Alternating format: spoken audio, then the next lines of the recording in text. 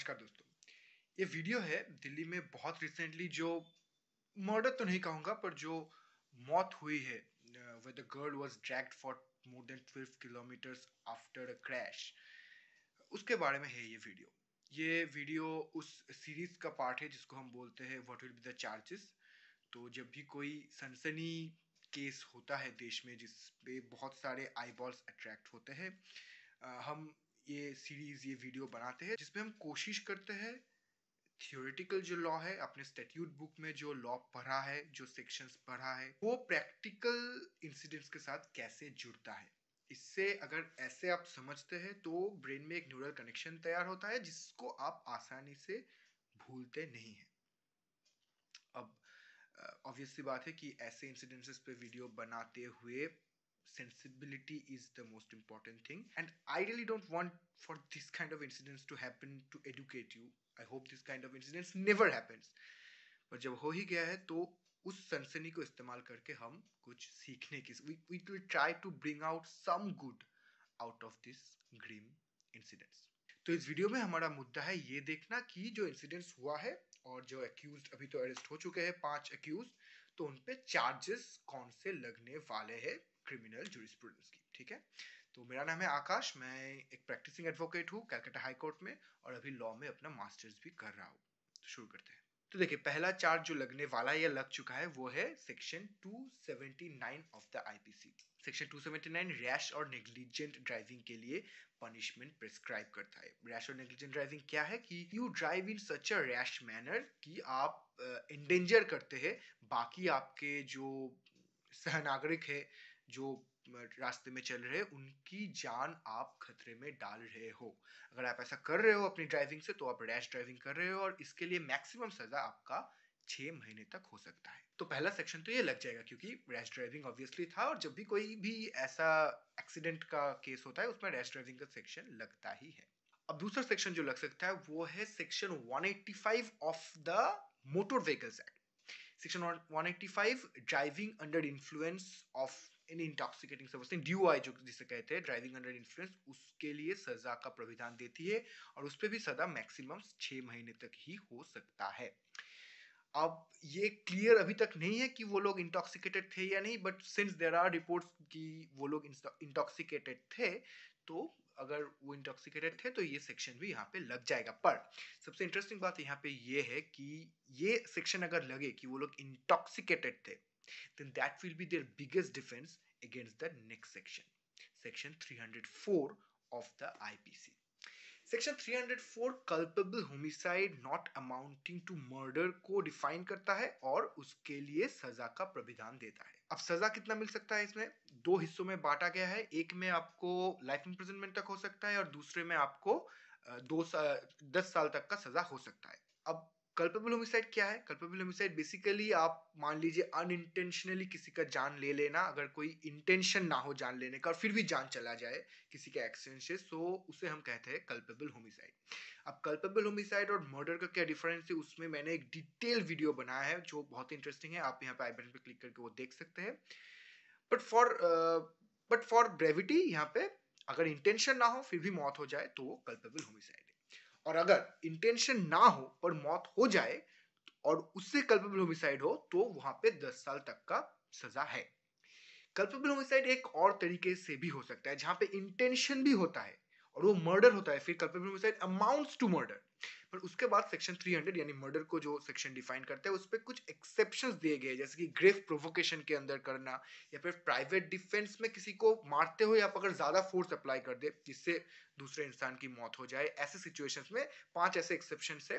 अगर उन पे आ जाता है कोई इंसिडेंट तो वहां पे भी मर्डर नहीं होता, उसको कल्पेबल होमिसाइड ही माना जाता है, लेकिन उसमें सजा नॉर्मल कल्पेबल होमिसाइड से ज्यादा होता है, वहां पे सजा लाइफ इंप्रिजनमेंट तक जा सकता है। अब यहाँ पे कौन सा हुआ है ये थोड़ा फैक्ट्स के ऊपर डिपेंड करेगा। अगर ऐसा है कि क्रैश होते ही उस लड़की की मौत हो गई थी, अंजलि जिसका नाम है, अगर उसकी मौत हो गई थी फर्स्ट क्रैश में ही, then probably it will be culpable homicide not amounting to murder, यानी कि 10 साल का सजा। अगर ऐसा प्रतीत हो कि उस लड़के की मौत पहले क्रैश में नहीं हुई थी, and she was alive, and then she was dragged alive along with that car until she died. वहाँ पे ऑब्वियसली थोड़ा ग्रीवियस हो जाता है इंसिडेंट्स, और वहाँ पे सेक्शन 304 का जो दूसरा पार्ट है जिसमें लाइफ इम्प्रिजनमेंट तक हो सकता है, वो प्राविधान यहाँ पे एप्लीकेबल होने के चांसेस है। वो पूरी तरह फैक्ट्स में डिपेंड करेगा, क्योंकि अभी तक वो रिपोर्ट सामने नहीं आया कि when the girl died, was it during the crash, at the time of the crash, or was it because of the dragging? Whatever it is, section 304 यहाँ पे लग जाएगा। अब इसमें डिफेंस मैं क्यों कह रहा था कि section 185 will be a defence, कि सेक्शन 304 या फिर सेक्शन 302 मर्डर, कल्पना होमिसाइड, इन सब का एक डिफेंस बहुत बड़ा है, इंसैनिटी।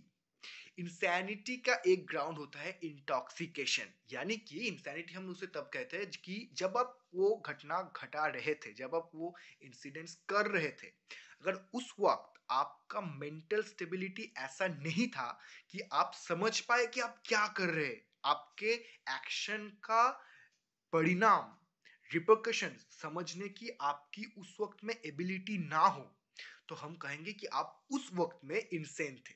ठीक है, और intoxication is a very big reason for insanity. तो अगर इंटॉक्सिकेशन प्रूव हो जाए, वो लोग ऐसा प्रूव कर दे कि हम इंटॉक्सिकेटेड थे, तो उस वक्त में हमारे में उतना एबिलिटी ही नहीं था कि हम समझे कि वो लड़की वहां पे क्रैश हो गया है, उसको बचाना चाहिए, शी इज गेटिंग ड्रैग्ड, ये समझने का हमारा मेंटल कैपेसिटी ही नहीं था। अगर ये वो प्रूव कर दे, तो that can be a very very good defence in their favour, जहां पे सेक्शन 304 शायद उन पे लगे ही ना। अब आते हैं हम तीसरी सेक्शन में। तीसरा सेक्शन क्या लग सकता है? Section 120 B. सेक्शन 120 बी क्या है? सेक्शन 120 बी क्रिमिनल कंस्पिरेसी के लिए सजा देता है। अब क्रिमिनल कंस्पिरेसी क्या है? कि जब कोई क्रिमिनल एक्ट होता है और उस एक्ट को करने के लिए आप दो से ज्यादा लोग एक साथ वो एक्ट करते हैं, अपने अपने आप में डिस्कशन करके वो एक्ट कमिट करता है, तो हर एक इंसान जो उस कंस्पिरेसी का पार्ट है, अगर उसने वो एक्ट खुद से किया भी ना हो, फिर भी they can be charged with 120 B, और तब उनके लिए सजा होगा कि ऐसा माना जाएगा कि उन्होंने उस एक्ट को करने में मदद किया है, अबेट किया है, और अबेटमेंट की जो सजा है वो यहाँ पे उनको मिल सकता है। अब क्यों जरूरी है सेक्शन 120 बी? सेक्शन 34 जो कॉमन इंटेंशन को डिफाइन करता है, वो तो ऐसे भी यहाँ पे लगेगा, पर सेक्शन 34 कोई आपको पनिशमेंट का प्राविधान नहीं देता। पनिशमेंट 120 बी क्रिमिनल कंस्पिरेसी में ही आता है, पर उससे भी ज्यादा जरूरी क्यों है 120 बी को लाना, कि 279 में जो रैश ड्राइविंग है वो तो सिर्फ ड्राइवर पे ही लगने वाला है, वो किसी और पे लगेगा नहीं। Driving under intoxication 185 of the motor vehicles act, वो भी सिर्फ ड्राइवर पे ही लगने वाला है। सेक्शन 304 कल्पेबल होमिसाइड, अगर इंटॉक्सिकेशन का डिफेंस हम छोड़ भी दे, तो भी there is a great chance कि वो सेक्शन भी सिर्फ ड्राइवर पे ही स्टिक होगा। बाकी जो चार लोग यहाँ पे थे, उन पे वो सेक्शन स्टिक नहीं होगा ड्यूरिंग द ट्रायल, ऐसा हाई चांसेस है। ठीक है, क्योंकि उनसे तो एक्शन हुआ नहीं था, वो बस पैसेंजर्स थे कार में, राइट? उन पे लायबिलिटी उतना आता नहीं है। तो यहाँ पे 120 बी को लगाना इसीलिए जरूरी है कि अगर 120 जो, क्योंकि अगर आप 120 बी लगा देते हैं तो they become a part of the conspiracy, और उसको इस्तेमाल करके आप उनको सजा दे सकते हैं। अगर ये सेक्शंस ना लगाया जाए, सेक्शन 120 बी ना लगाया जाए, तो चांसेस है कि ड्राइवर को तो सजा मिलेगा, उसमें तो कोई दौड़ा ही नहीं है, उनको सजा मिलने वाला है, पर बाकी जो चार लोग हैं वो छूट सकते हैं। ताकि वो ना छूटे, 120 बी ऑफ क्रिमिनल कंस्पिरेसी लगाना जरूरी है, और पुलिस ने बिल्कुल सही से वो सेक्शन लगा दिया है। आखिरी सेक्शन जो यहाँ पे लगाया गया है, जो अगेन सभी को लायबल करने के लिए लगाया गया है, ताकि everybody is liable, all the 5 persons, वो है section 304 A of the IPC, यानी कि causing death by negligence। ये सेक्शन कहता है कि whoever causes death of a person by a rash or negligent act not amounting to culpable homicide, उसे इस सेक्शन के अंदर सजा मिल सकता है। वो सजा क्या है? वो सजा है 2 साल, मैक्सिमम 2 साल, और विथ फाइन। अब अगेन वही जो मैंने पिछले 120 बी में भी कहा कि अगर कल्पेबल होमिसाइड स्टिक ना हो, क्योंकि not amounting to culpable homicide section में ही लिखा गया है, तो कल्पेबल होमिसाइड स्टिक ना भी हो, तो भी ये लोग स्कॉट फ्री ना निकल जाए, कुछ तो इनको मिले सजा, उसके लिए ये सेक्शन ऐड किया गया है कि कल्पेबल होमिसाइड अगर स्टिक ना भी हो, फिर भी 304A स्टिक हो जाएगा क्योंकि they have caused the death of the girl by negligent act.